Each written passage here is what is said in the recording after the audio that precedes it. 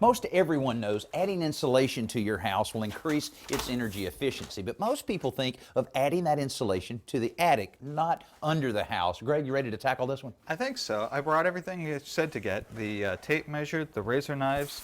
I also picked up the work gloves, the respirator, and the safety glasses. Perfect. But I'm wondering, why no staple gun? Well, a lot of people think about a staple gun when they're installing insulation, and you need it when you're putting in walls and other applications. But when you're dealing with insulation overhead like this is what you want. This is an insulation support wire, and basically it's just a fairly stiff wire that you force between the joist, and it'll hold all the insulation in place, not a staple needed at all. Hey, you'll also be glad I brought on a little bit of this. Baby powder?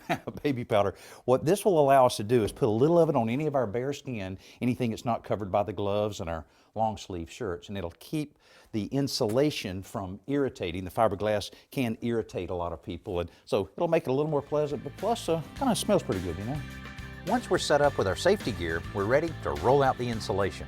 You'll want to measure the length of the cavity you're filling and cut the insulation to fit it snugly. But here, we're also measuring the width because the floor joists in this old home are not spaced consistently, so we're using insulation designed for 24-inch spacing and cutting it down to fit each individual space. Because of the random joist spacing, we also have to cut down our wire hangers so that they fit properly. Now, the craft paper backing on this insulation acts as a vapor barrier, so you'll want to make sure that you face it up towards the living area of the home so that it doesn't trap moisture in the floor cavity. People often get this backwards in basements because they prefer to leave the craft paper showing.